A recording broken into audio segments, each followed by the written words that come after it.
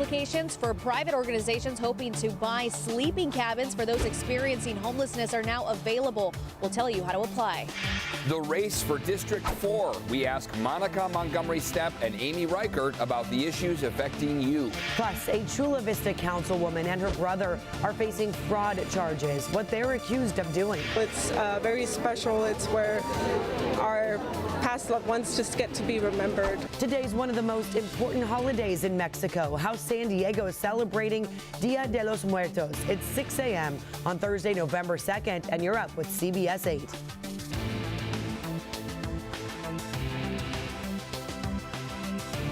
I thank you so much for being here in our 6 a.m. hour, everyone. I'm Eric Connert. And I'm Neda Irampur. Glad you're with us here. And our fire danger is dropping pretty dramatically this morning. So we're going to start with that. Meteorologist Evan Narani joining us now to explain the shakeup that we're getting. Really, Firefighters happy to see that, right? We know that they can never fully let their guard down, but when we start to see that sea breeze return to the forecast, chef's kiss, right? We're going to see humidity levels rise. We will not be as dry as we were. That'll start to increase our, allowance for that humidity out there. We won't have as high fire danger, essentially. Looking at your afternoon high temperatures, we're cooling down a bit along the coastline. Start to incorporate a bit more cloud cover. 79 for the coast, 84 for your inland valleys, 75 for the mountains, and 86 for the deserts. Chilly start to the morning, so cold mornings, warm afternoons. That's the emphasis. We'll talk more about the shift in wind and how that's going to play in the rest of the week and your weekend coming up in just a bit.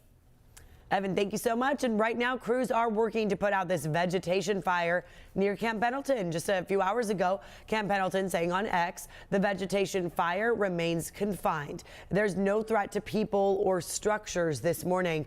Yesterday afternoon, officials from the military base said the fire was within an impact area about 7 miles from Fallbrook, 9 miles from Oceanside, so pretty far away from any homes or buildings. Smoke may still be visible, though, to many of you in North County. A smoke advisory is still in effect. And this morning, we continue to track the Highland fire in Riverside County. Crews worked overnight to hold the fire. At last check, the fire now 20% contained. The fire holding around 2,500 acres. One firefighter was hurt. CAL FIRE says the flames have burned down at least 7 buildings, including 2 homes, and damaged 6. No word on what started the fire.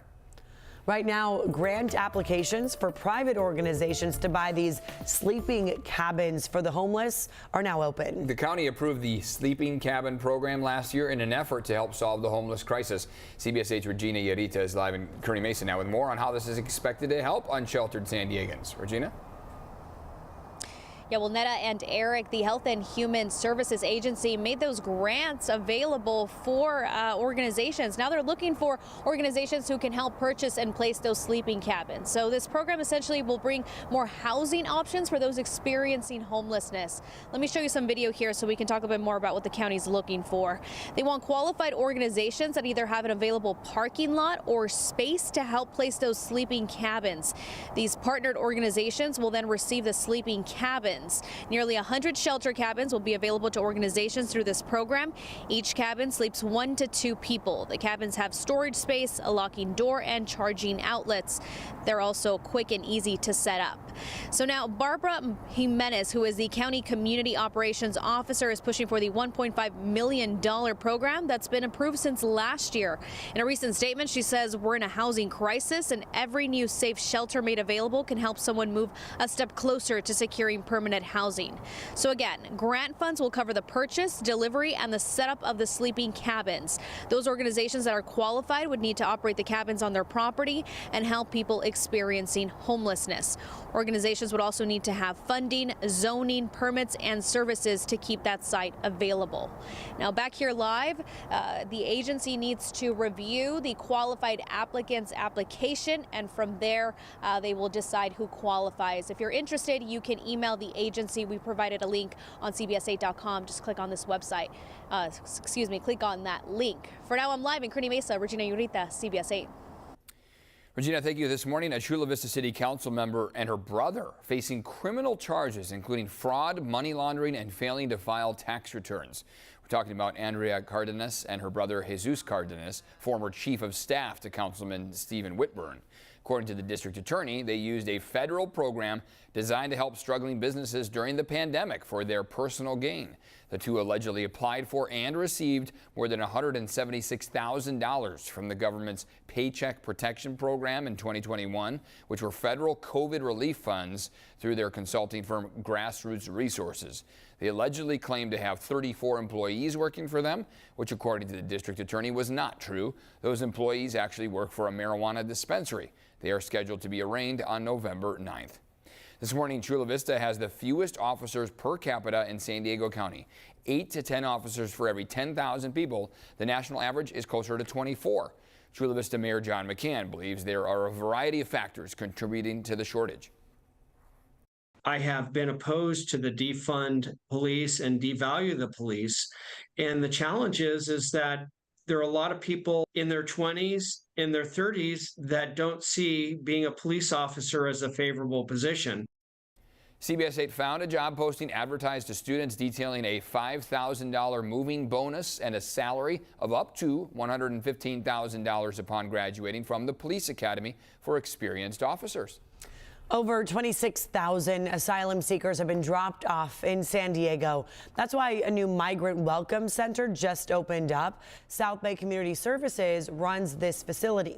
They help asylum seekers reach their ultimate destinations after Border Patrol releases them into San Diego. The nonprofit says they focus on more than just people's physical needs. Getting them to a place where they're calmer, giving them a glass of water, maybe some food. And then from there, getting to that place where, okay, let's logically think this through so we can connect you and come up with a plan. Now, when migrants first arrive at that welcome center, they can charge their phones. That's a huge demand they have. And then get in touch with families and sponsors in the U.S. There are interpreters. Other organizations offer legal services. Others help them find family if they got separated while traveling here.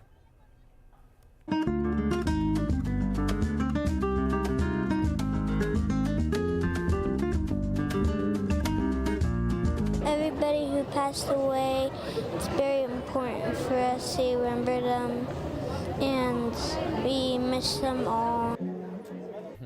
Oh, we certainly do. How sweet was he? Today is All Souls Day, the second day of Dia de los Muertos.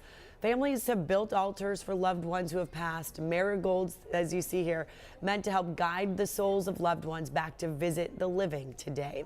And today, the main event will be in Old Town, a candlelit procession happening after sunset. It'll start at Immaculate Conception Church down to El Campo Santo Cemetery. There will also be festivities at Fiesta de Reyes, that's in Old Town. And today in Sherman Heights, a candlelight procession starts at 5 p.m. You can join from either the Centro Cultural de la Raza or the Community Center.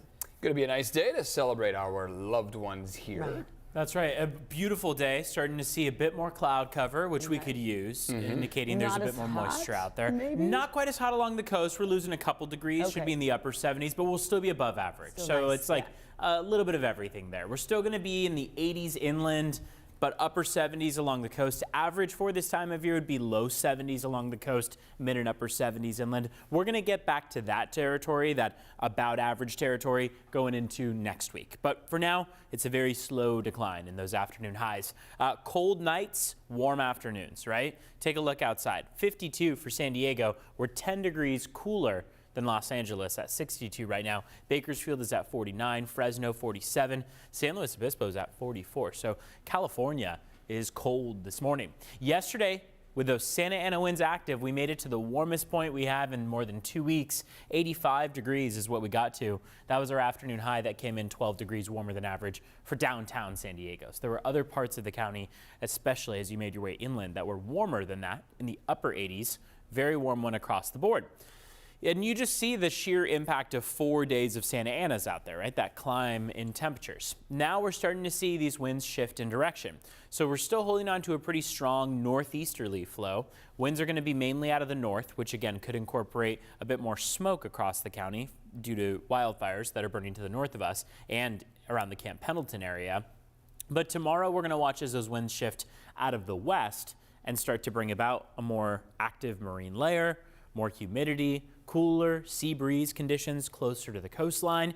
That's going to shift things for us day to day moving forward. So we'll start to see, instead of those Santa Anas quite as active and warming us up daily as they had, that progressive drop back down to average. Remember, average 73 degrees out there, and we'll be around average, if not in some cases cooler than average, by the middle or so of next week, and especially into next weekend. But through the next several days, we're still enjoying some 80s out there, upper 70s. Even through the weekend, there's not much trouble out there. Just an increase in that cloud cover from time to time, especially through the morning. Let's take a look at traffic, see how your roads are. Time is just about to hit 6:11.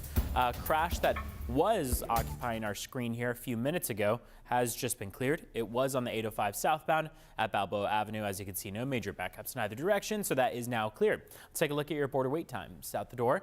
San Ysidro port of entry, 60 minutes. It'll take you an hour. Otay Mesa port of entry, going to take you an hour, 30 minutes in total. Ned and Eric, I'll send things back to you. Evan, thank you very much. And a heads up, if you are driving through Coronado today, Caltrans closing part of 3rd Street for road repairs. So you can see the blue line there on this map. 3rd will be closed from Orange to F Avenues. There will be more closures tomorrow. You can expect traffic delays from 9 a.m. to 2 p.m. And still ahead here, the rush to get Americans out of Gaza. Plus, a push to keep young hockey players safe after a deadly freak accident with a skate. I think your smile says it all, big man. The Rangers make history with a World Series win.